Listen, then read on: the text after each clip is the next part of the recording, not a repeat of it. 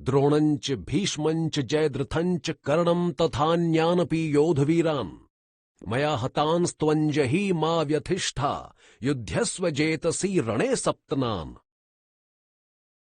पदच्छेद।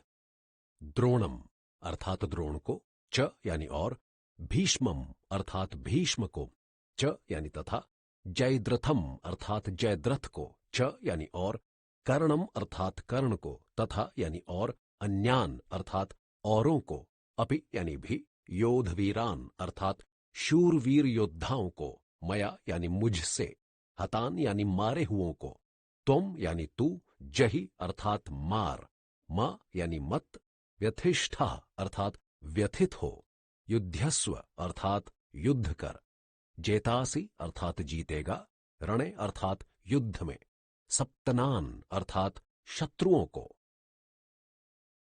अनुवाद। द्रोणाचार्य और भीष्म पितामह तथा जयद्रथ एवं कर्ण तथा और भी बहुत से मेरे द्वारा पहले ही मारे हुए शूरवीर योद्धाओं को तू मार, भय से व्यथित मत हो, निसंदेह तू युद्ध में शत्रुओं को जीतेगा, इसलिए युद्ध कर। संजय उवाच। इतच्छ्रुत्वा वचनं केशवस्य कृताञ्जलिर्वेपमानः किरीटी नमस्कृत्वा भूय एवः कृष्णं सगद्गदं भीतभीतः प्रणमय। पदच्छेद।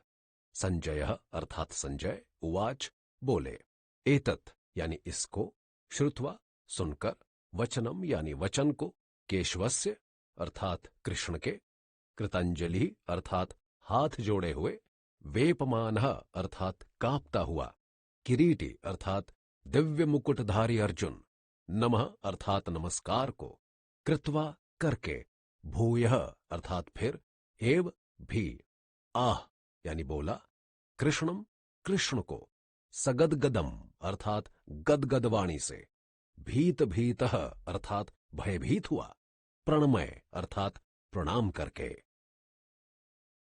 अनुवाद। संजय बोला, हे राजन धृतराष्ट्र, भगवान कृष्ण के इस उपर्युक्त वचन को सुनकर दिव्य मुकुटधारी अर्जुन हाथ जोड़कर कांपता हुआ, नमस्कार करके, फिर भी अत्यंत भयभीत हुआ, प्रणाम करके श्री कृष्ण को गदगद वाणी से कहने लगा। टिप्पणी। भगवान के घोर रौद्र एवं प्रलयंकारी रूप को देखकर भीति मूर्ति अर्जुन का संजय ने यहां शब्द चित्र अंकित किया है। वह डर के मारे इतना निढाल हो चुका है कि श्री कृष्ण के बार बार आश्वासन देने तथा ढारस बंधाने पर भी वह पूर्ववत संत्रस्त है। शरीर कांपे जा रहा है, हृदय धड़कन मंद पड़ गई है, नेत्रों में जल भर आया है, कंठ रुक गया है और इसी कारण वाणी भी गदगद हो गई है, जिससे उसका उच्चारण अस्पष्ट एवं करुणापूर्ण हो गया है। निरुपाय होकर हाथ जोड़े जोड़े वह भगवान को भूयो भय प्रणाम करता है तथा उनसे विराट रूप का संवरण करने और अपने प्राकृत मानव कृष्ण देह को पुनः धारण करने के लिए अति दीन स्वर से प्रार्थना करता है। अर्जुन उवाच। स्थाने हृषिकेश तव प्रकीर्तया जगत् प्रहृष्यत्यनुर्जते च रक्षांसि भीतानि दिशो द्रवन्ति सर्वे नमस्यन्ति च सिद्धसंघा। पदच्छेद। अर्जुनः अर्थात अर्जुन ने, उवाच कहा, स्थाने अर्थात ठीक उचित, ऋषिकेश अर्थात हे इंद्रिय स्वामिन परमेश्वर, तव यानी तुम्हारे, प्रकीर्तया अर्थात उच्च स्वर से कीर्तन द्वारा, जगत अर्थात संसार, प्रहिष्यति अर्थात अति प्रसन्न होता है, अनुर्जते अर्थात प्रेम विह्वल होता है, च यानी और, रक्षांसि अर्थात राक्षसगण, भीतानि अर्थात भयभीत हुए, दिशः अर्थात दिशाओं को, द्रवंती अर्थात भागते हैं, सर्वे अर्थात सब, नमस्यन्ति अर्थात नमस्कार करते हैं, च अर्थात तथा, सिद्ध संघा अर्थात सिद्धों के समुदाय। अनुवाद। अर्जुन ने कहा, हे इंद्रिय नियंता परमेश्वर, आपके विराट रूप में यह जो आपके नाम, गुण, प्रभाव और महात्म्य के उच्च स्वर से कीर्तन द्वारा समस्त संसार अत्यंत प्रसन्न और प्रेम विभोर हो रहा है, तथा भयभीत राक्षसगण सभी दिशाओं में भाग रहे हैं और सिद्धों के सारे समुदाय आपको नमस्कार कर रहे हैं, यह सब कुछ सर्वथा उचित ही है, अर्थात ऐसा ही होना चाहिए, क्योंकि आप साक्षात परमेश्वर जो हैं। कस्माच्तेना नमेरन महात्मन गरीयसे ब्रह्मणोऽप्यादिकत्र अनंत देवेश जगन्निवास त्वमक्षरम सत्सतत्परम यत्। पदच्छेद।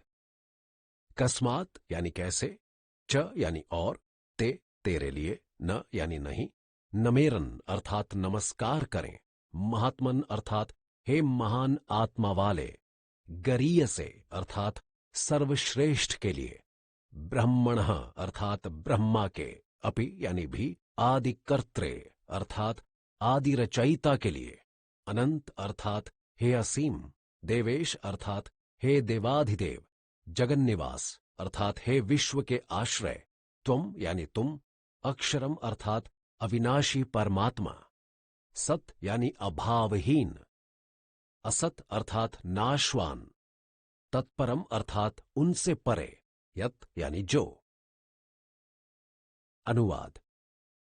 हे उदात्त वृत्ति वाले, समस्त ब्रह्मांड के रचयिता, ब्रह्मा हिरण्यगर्भ के भी आदि रचयिता और सर्वश्रेष्ठ आपके लिए वे सिद्ध गणादि क्यों न नमस्कार करें, अर्थात उनका आपके लिए नमस्कार आदि करना सब प्रकार से ठीक ही है, क्योंकि हे असीम, हे देवाधिदेव, हे विश्व के एकमात्र आधार, जो नित्य, अनित्य तथा उनसे परे अक्षर यानी अविनाशी सच्चिदानंद घन ब्रह्म है, वह आप ही तो हैं। त्वमादिदेवः पुरुषः पुराणस्त्वमस्य विश्वस्य परम निधानम, वेत्तासि वेद्यंच परंच धाम त्वया ततं विश्वमनंतरूप। पदच्छेद। त्वम यानी तुम, आदिदेव अर्थात आद्यतम देव, पुरुष अर्थात व्यक्ति, पुराण अर्थात सनातन नित्य, त्वम यानी तुम, अस्य अर्थात इसका, विश्वस्य अर्थात संसार का, परम यानी श्रेष्ठ महान, निधानम अर्थात आश्रय, वेत्ता अर्थात सर्वज्ञ सब कुछ जानने वाला, असि अर्थात हो, वेद्यम अर्थात जानने योग्य, अर्थात जिसे जान लेना मनुष्य जन्म का चरम लक्ष्य है, च यानी और, परम यानी श्रेष्ठ महान, च यानी तथा, धाम यानी स्थान पद, त्वया अर्थात तुमसे, ततम अर्थात व्याप्त परिपूर्ण, विश्वम अर्थात जगत, अनंत रूप अर्थात हे असंख्य स्वरूप वाले। अनुवाद।